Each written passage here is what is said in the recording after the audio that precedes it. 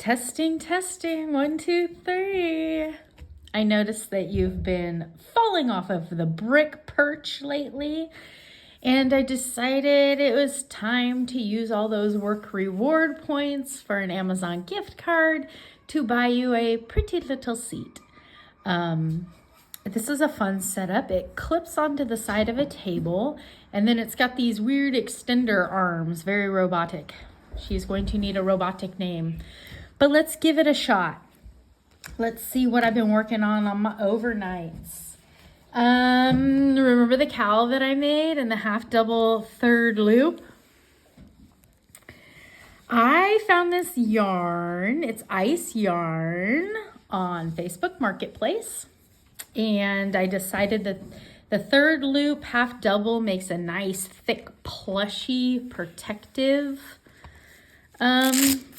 texture, perfect for my magnifying tablet, which I got off of Amazon.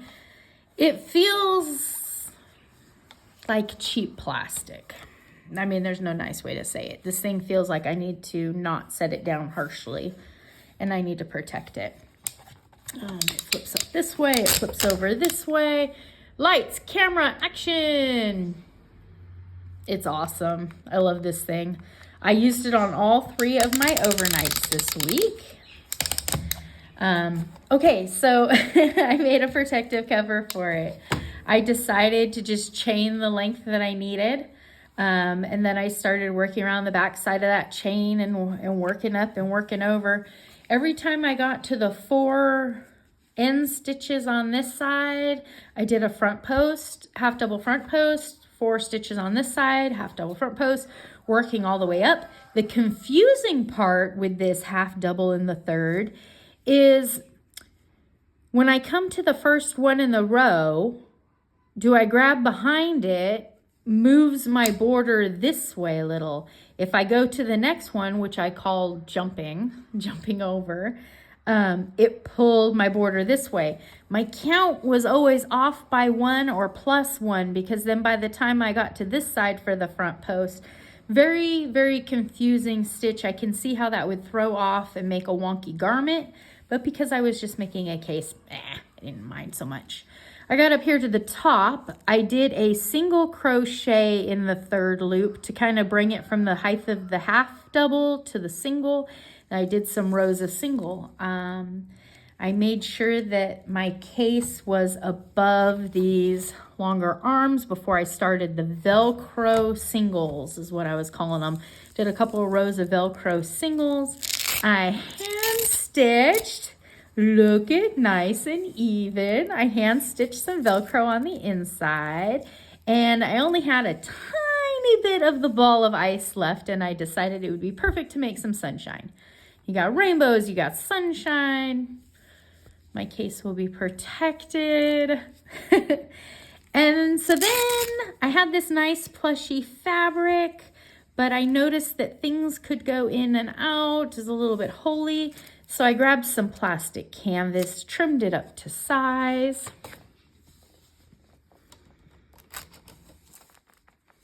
I made it a little on the tight side. I noticed that this ice is gelato, and I noticed that it is 100% acrylic.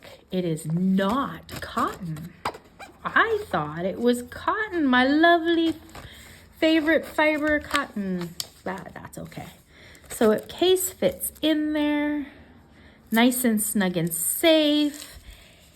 And then I noticed when I do use my magnifying glass, I'm usually using my 100 micro amigurumi by Steffi Glaves. Oh, isn't that pleasing? All the colors from the cover in my magnifying case. And look, I'm a schoolgirl. I just matchy-matchy. I'm not usually matchy-matchy, but that made me feel good. So what did I make with my magnifying glass? I have these beautiful little cotton, I don't know what, so these are, they're thread 5s, not 5 grams. What is the thickness for the 5? Oh my gosh. camera block. Let's start over. Eva gave me these beautiful little spools of mercerized cotton to work with my little stuff. And I found that these little 5 weights, there we go, that these little 5 weights work perfectly with my steel hook, with my polymer clay, handmade polymer clay, my size 9. My steel 9s work amazing for these. And then this is a little DMC hank that I had in orange. What did I make with these colors?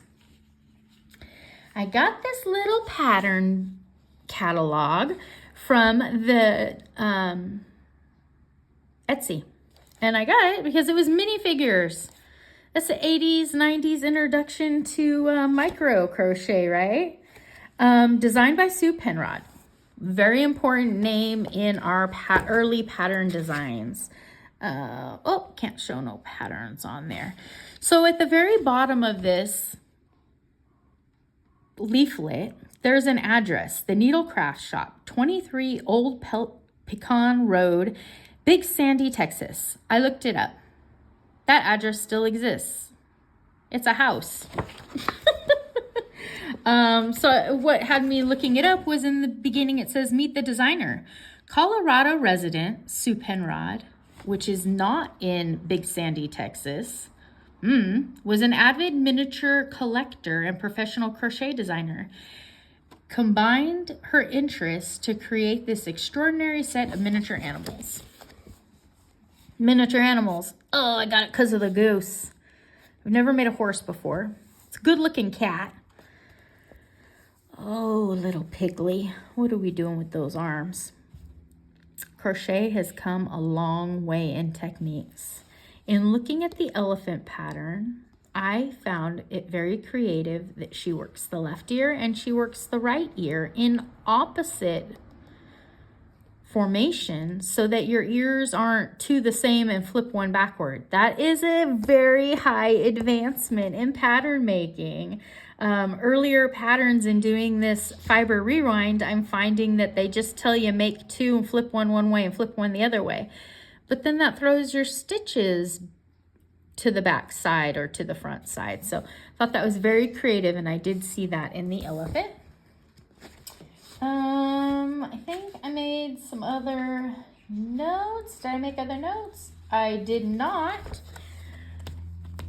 When I was growing up, my grandma had gray geese. I made a gray goose. Isn't she goosey? She's adorable. So I used the gray for my goose, the white for the down feathers and the little tail. Just guesswork. I used the orange to make a guideline of how I wanted where her feathers would begin and end, because it was just a vague diagram, hand-drawn picture telling me where to put that. So I'm used to either having very specific details or free for all. Her little bonnet, adorable. I did add a little 5 extra chains because I wanted my bow big and dramatic on the side.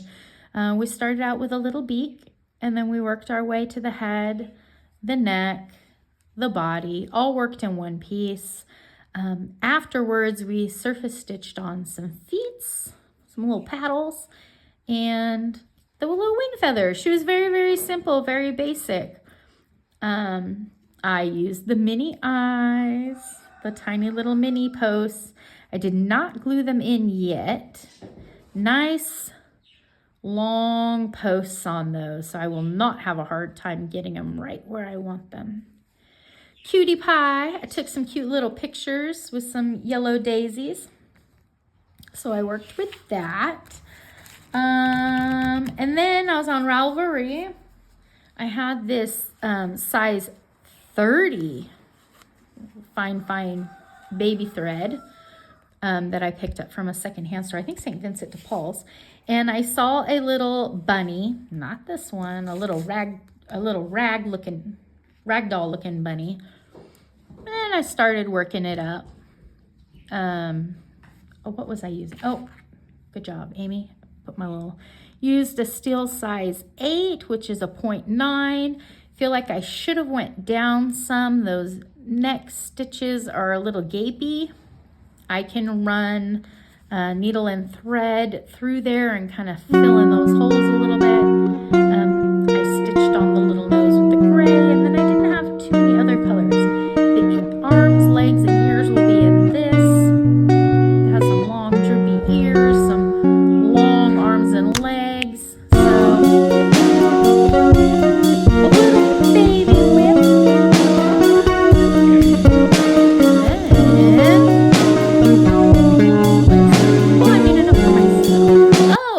Right. Okay. So on these patterns, it says materials size 10 bedspread cotton, which I used a 5, which is a little thicker. And then down here in the bottom, it says use a #1 steel crochet hook, which if you have traditional basic steel crochet hooks, yes, they'll just go ahead and say #1. But also you could look it up. Size 1 is a 2.35 millimeter. So on some of these other hooks we buy, like the Daiso or the Amazon brand, it'll say the number, but it's not necessarily standard. I'm running into that. This one, I don't know if it is or not. I was just using it as an example. So I kind of jotted down on the back of my Etsy retailer business card for my own reference what I would need on that. The hobby, research hobby before I actually get to the actual hobbies. Alana with Crocheting with Alana. She has a whole series on the 80s. Think it was just in the 80s, 90s, lollipop designs, the little dumpling dolls. My oldest mentioned that, yes, they look like the little strawberry cupcake cousins. I've had this little doll head for a while now, and I decided the pattern went on sale for $1.60. Hey, Bubblegum. Bubblegum girl, you're such a cutie. Okay, what do we have here? We have, my little yarn head baby clown, and she has a nice little ridge under her neck. So this pattern started out with just the body and going into a little underwear area. This was called the ruffles, and then we had the skirt all worked up into one piece using the front loops, going back, attaching that skirt. This collar piece is separate, which I assembled the head to the body before I remembered that Alana told me, get all my pieces together so that you can see where it's going to be attached on before you start attaching on. So then I had to take that apart. Add the collar on because the collar only left this tiny little loop gap right here, which wasn't fitting over this gap. So then I got my arms taken care of, 2 strands of yarn pinching down into that groove. I chose not to cut off that bulky groove part. The pattern says 4-weight yarn and a size H hook. From the 80s, the 90s, into the 2000s, we have done leaps and bounds of research and advancements. I should have went down a hook size. I can see all her fluff and stuff and what she ate for lunch. I have 2 more baby heads coming. This is the 4.5 inch. I have 2 3.5 inch coming. A lime green, which I think is called a sherbet, and a blue. I don't know. I like to be a traditionalist and follow the pattern that is specifically for each doll. I like to keep them as close as possible in coloring. That just seems satisfying to me. But I think on the next 2, I'm branching out. I'm not going to make the whole 2 series, the dumpling dolls and the lollipop designs. And so I couldn't find the purple one, but I really like the grape jelly and the little overalls that it's in. So I don't know. I might be mixing and matching and not being traditional on that. Bubblegum hat worked up pretty funny. It made up this circle, and then we started going out, and I kept thinking, oh my goodness, my gauge is off, my gauge is off. But then after it ballooned out in these little puffy bubblegum, wad of bubblegum stitches, I could clearly see it's adorable. I just want to squeeze you. Is it appropriate for a soon-to-be 43, oh my goodness, a 43-year-old woman to walk around with her lollipop gang? Yes.